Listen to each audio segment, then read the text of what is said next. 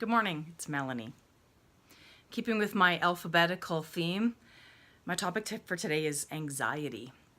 And I have to be honest with you, I almost skipped this one because I don't really feel that qualified to talk about it. First of all, I'm not a doctor, and my experience with anxiety is very limited. Growing up, the closest thing I had to anxiety was through my needle and hospital phobia. Anytime I would walk into a hospital, I would turn white, I would get hot, and I'd be clammy, and my heart would race, and I would feel physically sick.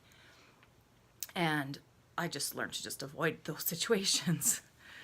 But after Garrett died, I started to feel those exact same feelings just thinking about being out in public, leaving my house. Social situations made me panic. And it took me a while to even realize what was wrong with me. I thought I was sick for a while. At one point, I thought I was having a heart attack. But I realized I was afraid to be around people in fear of what might happen. I thought someone might say something at the grocery store that would make me have a meltdown, and I wouldn't know what to do. I thought, seeing a toy Garrett would have liked might trigger some kind of uncontrollable reaction, and I avoided going out. I remember a few years after Garrett died, I really felt I wanted to attend a funeral of a close friend of mine. And so I got ready, I drove to the funeral, I parked, and I couldn't get out of my truck.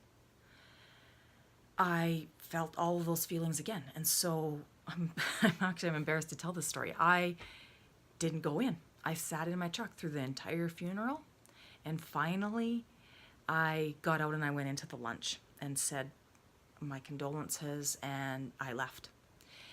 And once I figured out what was actually going on, I was slowly able to develop some strategies to help me cope with that. And really one of the easiest ones that I found, and it was simply grounding exercises and breathing. And I'll post a couple in my comments that I found on YouTube, but there are some very good guided breathing exercises that seemed to help me, that I was just able to find a sense of calm and be able to handle the situations. The second thing that I did might actually sound kind of ridiculous. I started to imagine whatever situation I was walking into, and I imagined the worst thing that I could possibly think happening. I imagined it happening. And then I made a plan for what would I do if it actually did. So, for example, I had to attend a Christmas party. The worst thing I thought could happen was be that someone would make an offhanded comment about killing their kid, and I would feel all these feelings and have a meltdown or explode and not know what to do. And so my plan for that, I planned, if that were to happen, I would simply prepare my hostess ahead of time that, I'm feeling a little apprehensive about this, so if I get up and leave, please don't be offended, but that may be real for me.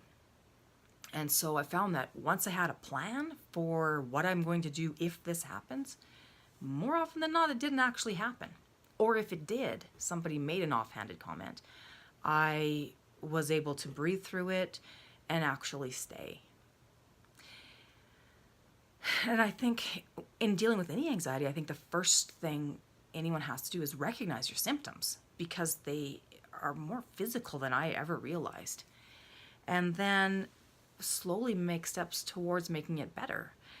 And that may look very different for you than it did for me. It might mean seeing a doctor. But I also think the more open that you can be with all the people around you, the better it will be for you. As a society, we've come a long way in learning how to talk about these issues. And so whatever you are dealing with, please know you are not alone. Thank you for being here today. And I will talk to you next week when I'm going to talk about anniversaries.